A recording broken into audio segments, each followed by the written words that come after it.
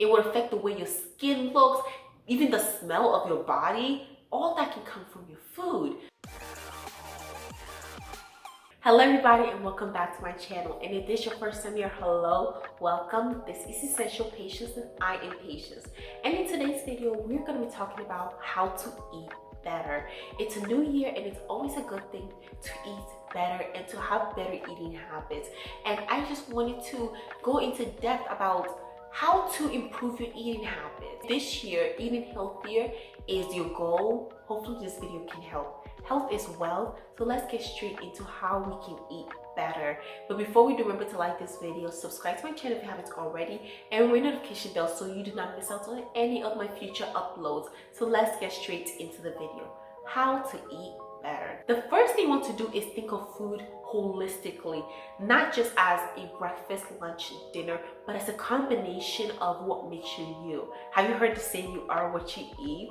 Not literally, but you kind of are, because your body is going to take the nutrients of what you eat or lack thereof to try to create something out of it. So the more you feed your body healthy things, the more nutrition it has to work with in order to make your hair grow, your skin glow, your nails grow, and for you to feel better, to have more energy. Your body just has more to work with.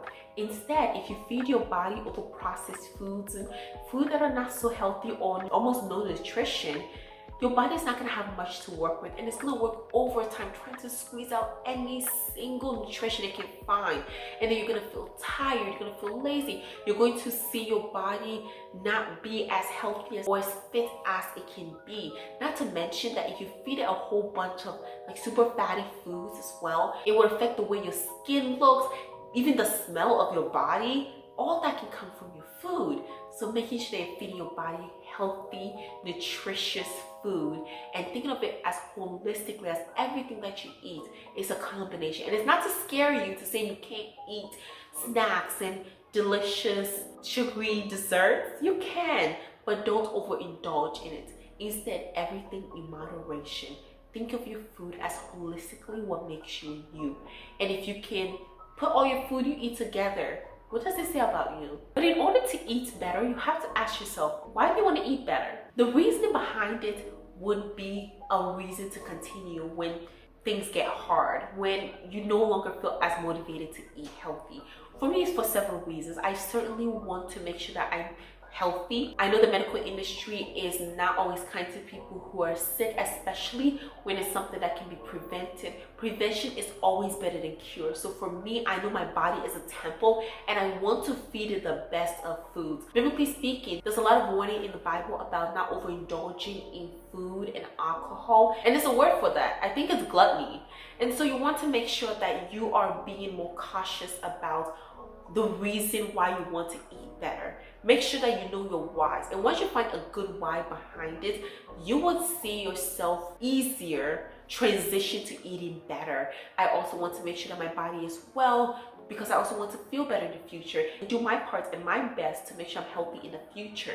Those are reasons that keep me going into eating healthy. Healthy is not just something that I do as a means to an end. It's a lifestyle for me, because I believe my body is a temple and not everything I see do I need to eat for it to go into my body. But when you're able to answer these questions, it moves on to the next point, which also goes into your health goal. So are you trying to eat just to be healthier? Which is good. I'm not saying just as in it's a bad thing. Your goal is to eat healthy, to feel healthier, lose weight, or just for health purposes as in your doctor told you to do so. I used to be severely anemic, and my doctor certainly told me about ways to increase my iron intake. It was definitely eating more meats, because I was almost a vegetarian. I hardly ever ate meat, but I've been able to increase my meat intake as well as have supplemental iron pills to help with my anemia. And I'm in a much better place right now, and I feel certainly much better than I used to.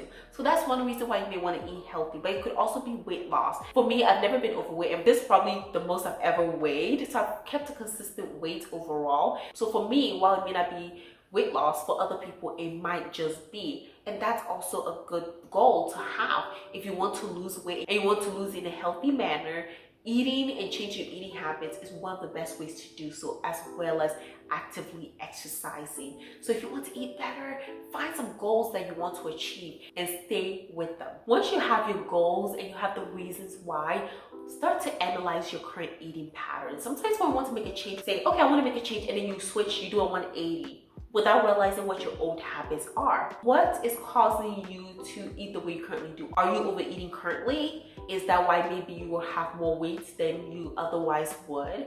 Or are you just not being intentional about what you eat? Maybe you're not planning out your meals.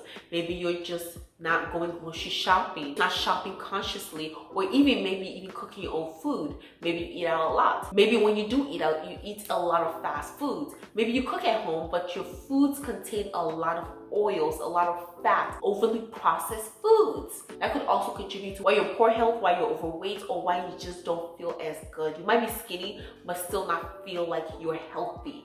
And that could be the reason why. So analyze it, ask those important questions, and dig deep. And if you don't know the answer, start journaling what you eat. And then after a week or two, go through it and see the patterns that currently occur in your eating habits. And then you'll be able to know what you should be changing and start making those changes. And if you can't make them on your own, get in touch with a nutritionist or your doctor, and they will certainly be happy to help you navigate it. But there are also online resources such as YouTube, Google, that will be there to assist you in your health and nutrition questions. Now let's get to other tangible things that you can do. One thing that certainly changed the way I ate was when I moved out on my own, I started to make food tables. And this is where I plan out what I'm going to eat by the week. And it doesn't mean that I'm eating a certain type of food, but instead I'm just more cautious about what I'm eating and what I want to eat. And also it makes sure that I'm eating a diverse range of food rather than repeating the same food over and over again. That's how easily you get sick and tired of eating the same food. Yeah, that doesn't happen to me because I plan out my meals. Plan it out. It also helps with grocery shopping, because if you're able to plan out what you're going to eat, then you'll be able to plan out what you need to buy when you go grocery shopping. This will help you not buy food that you don't need and then waste it. And it'll also make sure that you plan and go to the grocery store for actually what you need and not just what you think you want to eat, and then you're not going to eat it. Don't just eat anything. Instead, be intentional. And this has helped me too, because I take my food to work and I always eat at home. I rarely eat out. And I'm really happy with that because I can see how that positively impacts the way I think about food, my relationship with food, and how I'm able to improve my eating habits. Number 6 is related to that food table. So make a grocery shopping list based on what you want and what you plan to eat, and go shopping. Always make sure you eat before you go grocery shopping, and only buy what is on that list. Now, maybe a couple of times you will forget that you will need this, but then you see it and then you will need it. Be more cautious about the way you grocery shop. Some people just go to the grocery store and buy anything and then you don't eat it. That is not good. There's some things that I had to stop buying because I found that whenever I buy it, I just don't eat it enough or in time, and they will go to waste. So for example, I now buy oat milk because I use it for my smoothies, but I don't buy regular milk anymore because I don't drink it and then it will go to waste. Also bread. I like to bake my own bread now. I rarely ever buy bread because I don't eat it enough, especially for breakfast, because I don't eat a lot of breakfast, in order for it not to go to waste. So I'm just more intentional about it, and I plan it so I don't waste my money and I'm not wasting food. And the next thing you want to do is actually plan your meals. Start to cut out overly processed foods slowly. Now, if you can do a cold turkey, do it. But a lot of these things, you don't have to never eat or drink them. It's about doing everything in moderation. So for example, soda. I've not drank soda in over 5 years. I cut out soda back in like 2017, 2018, after I read Fast Food Nation and the History of the World in 6 Glasses. I love those books, and they definitely changed my life and perspective on the food industry, especially fast food, sodas, and my relationship with them. And especially with Fast Food Nation, it really turned me off from a lot of fast food chains. So instead, I'm able to stick to drinking water. This is some water. Really good. So my drink of choice is certainly water. I stay away from soda, and I stay away from a lot of sugary drinks and fruit juices, because a lot of them have a ton of sugar in it. For example, Naked. I used to drink Naked very much. especially the small one. And I found that the small one had over 40 grams of sugar, and the medium-sized one had over 58 grams of sugar, and yet they had the audacity to put on there no added sugar. Now, why would you like to add any more sugar when there's already over 40 grams of sugar? Also, try and cut out other overprocessed foods such as prepackaged foods or a lot of baked goods that already come sealed, and try to do a lot of these things on your own. If you're able to bake them. I bake cookies all the time, I bake brownies, and I certainly love them, and now I can hardly eat a lot of the store-bought ones. And after you go grocery shopping and you're cutting out all these processed foods from your list, also cook at home. When you go grocery shopping, cook that food that you buy. You'll be able to better control the sodium, of course the chemicals, there's not going to be as many preservatives, the cholesterol, the sugar. You're more in tune with your food. A lot of time when you buy food from the restaurants or you order takeout, they put in a lot of oil to make it taste good, a lot of fatty things, because fat is delicious. So they'll put all these fatty components. So something that you could probably make at home for 300 to 400 calories, you're going to get it for 600 to 700 calories, if not more, from the restaurant. And you also just know what's in your food. And as a person who's also slightly germophobic, I feel better eating my own food than food that has been cooked out. And I'm not saying that I never eat at a restaurant. I eat out socially. So mostly when other people want to eat out, I will eat out. It's not a big deal.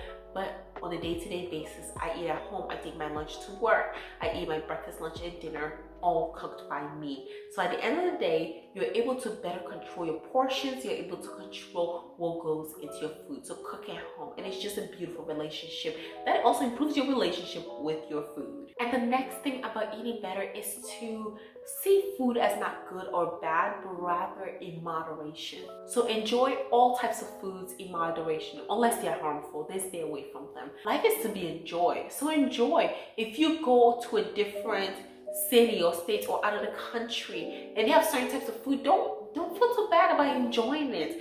Food is all about moderation. You just don't want to overdo it and be an overconsumer of food, because at that point you're indulging it, you're binging it. It's not good for you, it's not good for your health, and honestly it can also be a waste. So do everything in moderation. Eat your baked goods, eat your cookies. I bake my cookies all the time. I love chocolate chip cookies. I'm not giving them up anytime soon. And so instead, I just like to bake it and eat it in moderation. Now, while I did cut out sodas and a lot of fast foods, it's my own prerogative because I don't think they add anything extra to my life. But chocolate chip cookie is joy. It's life. It brings me happiness. It makes me happy. So I'm keeping it. And the last but absolutely not the least is to be consistent. Stay consistent, reevaluate yourself, and make changes along the way. The beautiful thing about this is that you're not just going on a journey, but also you're changing your lifestyle. So what you can do with that is to reevaluate time after time and to make small changes. Maybe you start out by cutting out certain types of sodas, and then you reevaluate and you cut out more and then more. And then maybe you get to a point where you're drinking sodas once a month, maybe once every other month. Maybe you replace it with a better drink like some tea. And then as time goes on, you will see your lifestyle switch. I have certainly seen it in myself as I've made small tangible changes along the way, and I'm so proud as to how far I've come because of it. Because changing your life and your lifestyle as a whole, changing your health, changing your entire well-being doesn't happen overnight. Most of us can't make that change, and even if you did make it overnight, it's hard to say if it's permanent until at least 2 months in. So you want to take your time, you want to be motivated, encouraged, but also take your time to make these changes and always reflect back on what you can do better. I certainly do, and as I'm looking now as to what I can do better, I've definitely implemented some new changes in this new year for me to eat better and more consistently and to stay consistent with my health goals. So with that, bring this video to an end. Thank you all so much. Like, comment, and subscribe to my channel, and let me know how you are trying to eat better in this new year. But then also remember to ring the notification bell so you do not miss out anytime I post a new video. If you enjoyed this video, watch another one. There's so many videos on my channel, and you're bound to find something that you would like. May I recommend that if you enjoyed this topic, look into the things that I cut out of my diet in the new year, and also how to make a food calendar, and also my minimalism video. So check them out. I'm pretty sure you enjoy it. Let me know how you like them. So with that, thank you, and I'll see you in the next one. Bye.